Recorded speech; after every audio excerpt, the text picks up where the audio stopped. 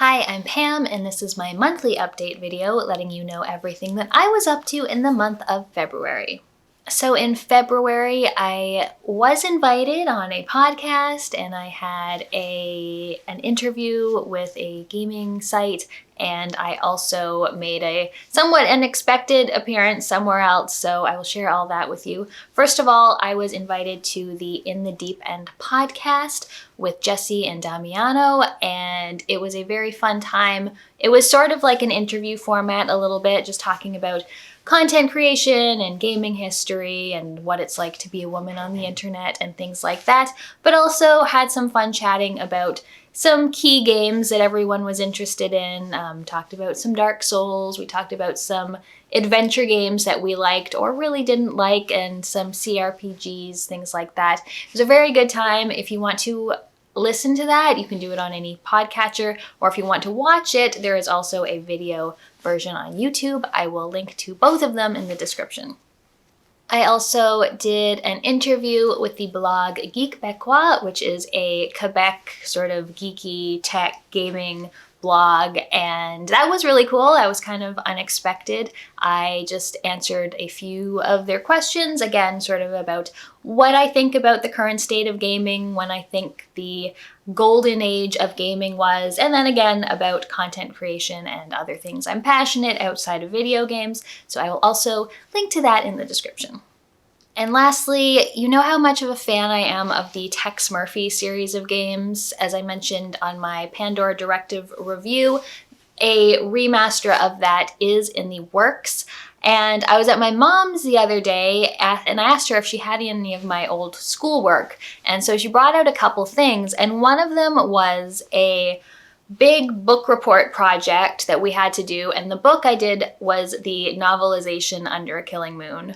That went along with the video game, and it was this big huge thing. There was like a scrapbook, there were drawings, there were various little reports, and having to like write conversations between characters and do some vocabulary and talk about the characters, and I was so happy to see that. And I'm in a Facebook group with other Tex Murphy fans, so I shared some pictures there, and one of the guys who's working on the remaster asked if he could include some of those pictures on their newest update. So you can find that on the Big Finish Games website, along with news about how the remaster is going. So I thought that was very cool, totally unexpected, and yeah, very exciting as such a long-standing fan of the series to be able to see my work from, I don't know, grade 5, grade 6 on their blog included in an update about the game.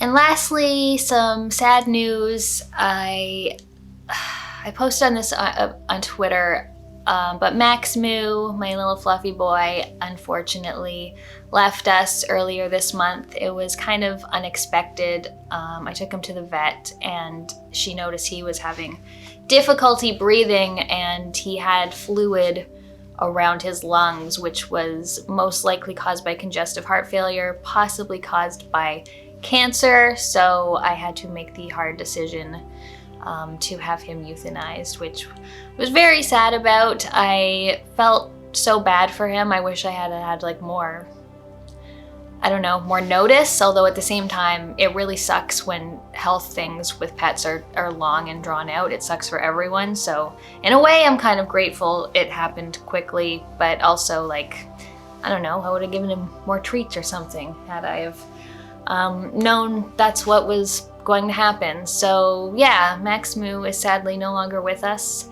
Lily, I don't think has noticed he's gone, which is kind of funny. I thought they were kind of close, but she hasn't seemed to notice, which is again good. I don't want her to be sad, but yes, so unfortunately you will no longer see my big fluffy Max Moo in videos, but yeah, pour one out for Max, please. And now on to pickups. I only got one gaming related thing this month, and it's something I ordered over a year ago, and it is the Mass Effect vinyl collection. This is a triple vinyl set. It comes in, I really love the packaging. It looks really nice, and it's got nice artwork for each of the discs, and oh, actually, is this triple or is this 4? Oh, I think it's 4, not 3. I really love the variant that I got. I think it looks fantastic. These guys here. So yeah, I had been looking forward to this for so long. I'd honestly kind of forgotten about it just because it did take so long to finally ship out. But yeah, finally got to this. And that's really all I have for pickups this month. And now on to what I've been playing. I actually have less games to talk about than normal, only 5 or 6, because so much of my time in February was dedicated to playing through and finally finishing Aeterna Noctis, which is it just came out in December, Metroidvania. And it's incredibly long, incredibly difficult. It's actually going to be my next review video. Hopefully it'll come out on Sunday.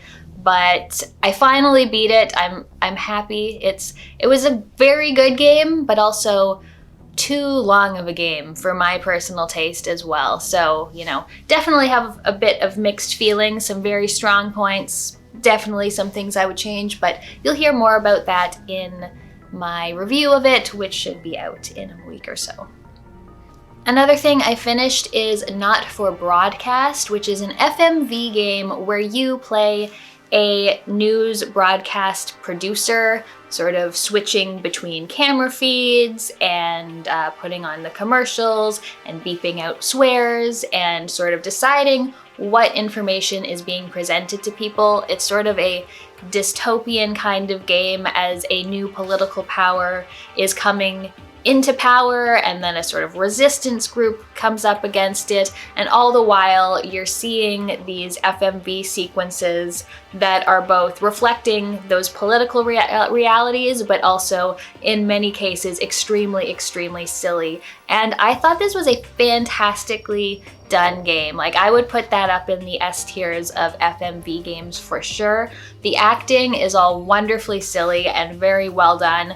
The gameplay itself is quite engaging, quite challenging at times because they keep sort of throwing new things at you to manage. It's often a lot of things and it gets very silly. Like sometimes, I don't want to give things away, but you know, sometimes things will overheat, so you have to turn away from the screens and turn on fans, and so there's just a lot going on, but I thought it was great. I started it on stream a while back, and then actually the day after, I had to have MacLeod put down because I didn't stream that night, and then the next day I was like, okay, I just need a distraction, I'm going to stream. And I streamed for 5 hours until I finished this game, and I did, right near the end, there was this one sort of segment, I was like, this could have been cut out and it then made the game more concise. But generally, I thought it was a fantastic game. If that's something you're into, I would definitely recommend Not for Broadcast. Another game I had been working on for a little while was Danganronpa Trigger Happy Havoc? I think that's what the subtitle is. And this is a visual novel where you are a student. There's a group of teenagers, all students in this school, and you sort of wake up there, and each student has some special talent. Like it's really ridiculous. Like the ultimate gambler, the ultimate gang leader who's like 16 years old, the ultimate businessman, the ultimate athlete. Like everyone is an ultimate something except for the character you're playing, who's just apparently lucky because they've gotten into this school. But you find out that though you thought this school was going to open up new doors to you, actually it's this sadistic game by this evil bear, Monokuma, who says that who says that you have to kill each other in order to survive, or else you all have to live in this school forever. So it goes through and you get to know your classmates a little bit, but then at some point there's a murder and you have to investigate it and find out who the murderer is, and there's a big class trial at the end of it where you have some sort of like mini games and QTE type things where you have to figure out who the real murderer is and convince everyone else who that is. This is by the same developers, Spike Chunsoft, who did 999, which I didn't like at all, and AI the Somnium Files, which I did like. And at the beginning of the game, like the first few hours, I was completely hooked in. I thought the music was great. It was just so stylish and so weird, and I really loved the whole tone of it. It was fun to play. As it got toward the middle of the game, I got a little bit bored and frustrated. I got the same problem I usually have with these games, which is that no one would ever shut the fuck up and everyone could just talk forever. Something could be said in 2 sentences, but they all used 16 sentences to say it, and it would get to the point where you would just have a conversation with someone and then you would find another group and you would literally replay the conversation you just had 20 minutes ago again. And it just got very repetitive and very long, which I didn't like. I also found that your character was just insufferable at times. Maybe it's just because they're an optimist, but these kids are killing each other in the school. It gets to the point where your character's always like, what? Someone was murdered? Could one of us be the murderer? It's like, dude, yes, this has happened 7 times already. Fucking get with the program. So that started to bother me after a while. But despite a slow middle, I did find by the end, it sort of changed things up a little bit and started to get more interesting again. But yeah, I just find with all of these games, like they could just cut out a few hours in the middle and it would be much stronger for it. But ultimately, like I really liked the story, even though it got quite silly, and I liked the gameplay. Just, you know, need an editor at some points. I also finished playing the first Dying Light game, and this is sort of an open world zombie parkour fetch quest game.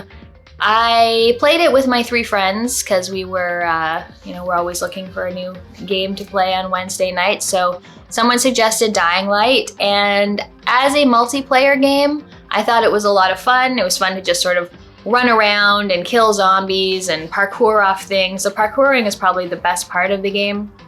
You get a grapple hook way too late in the game because it's the most fun thing in it, and then it just becomes like, why did you make me travel around the regular way for so long? But it was fun to play co-op. The story was nothing to write home about. I actually didn't really even like the combat. I found it pretty annoying. But yeah, running around with friends, it was fine. It's not something I would ever want to play as a single player game. It's just too, I don't know, I don't like open world games. They exhaust me and they are very rarely fun. So yeah, it was fun to play together. One thing that bugged everyone playing was that when you get to the final segment of the game, it's single player only. So even though we had played, after we all did the tutorial, we had played through the whole game together, we weren't able to complete it together. So everyone had to do it on their own. And that was pretty disappointing. But yeah, Dying Light, I would say it's fun with friends, very skippable single player. The latest adventure game I finished on stream was Unavowed, and this is something I've played before. It is my favorite game from Wadjet, and it is a point-and-click adventure, but it also sort of combines some sort of RPG-ish things. You can pick your character's sort of starting story, and there's 3 different ones, and it'll, you know, your beginning of the game will vary based on what you've picked. You have 4 companions throughout the game, and for each sort of mission, you pick 2 of them, and what you'll see, the conversations you'll have, how you solve puzzles will depend on the people you have with you and their powers. It's a really cool story about a group of basically paranormal investigators, avengers, fighters who are just trying to, you know, keep things in check so that paranormal forces don't take over the city. And I love this game. I have a whole playthrough on my channel from a number of years ago, but playing it again on stream was really fun, and it just reinforces what a fantastic game Unavowed is. And last but not least, and I'm pretty sure this is the first 2021, wait, what year is it? 2022? Is it 2022? Sorry, I'm having a fucking existential crisis here. It's 2022. The first 2022 game I played was Infernax, which I haven't played Simon's Quest, but I think this game is a lot like Simon's Quest. It is a little light Metroidvania game. It's pixelated. It looks very much like a sort of very gory kind of Castlevania game that is not strictly linear. It's got a bit of a open non-linear map, and you get new abilities to open up new things. There's a bunch of dungeons you have to go in to break seals, and also you have choices to make along the way, which can be good choices or evil choices, even though it's not always 100% clear which is which, but you can go down sort of one or two paths that way. You're the sort of lord of this castle, and everyone is asking you for help, and so you can deal with that as you want. The traversal and combat is okay. It is very much like something you would see on NES, so it's fairly simple in its controls. The jumping and things are all, I wouldn't call them stiff, but they're not like super modern types of controls. And there is, of course, knockback and getting put into pits, which is never a favorite thing of mine, but generally I thought the game was a lot of fun. I really needed an easier platformer after all the time I spent with Aeterna Noctis, so I was really happy to play it and got through it in a few sessions. So if you're looking for a sort of simpler, it can still be challenging though. There's 2 difficulty modes if you want to play the easier one. That is recommended. But yeah, if you're looking for a sort of straightforward Metroidvania, throwback platformer, Infernax was a lot of fun. All right, and that is it for my updates. Leave me a comment, let me know what you've been playing, if you got any interesting pickups or anything else you want to share with me. Thank you so much for watching. I'll see you next time. If you want to see more, go check out one of my other videos linked here. I have a Patreon if you want to support the channel. Thanks for watching, and I'll see you next time.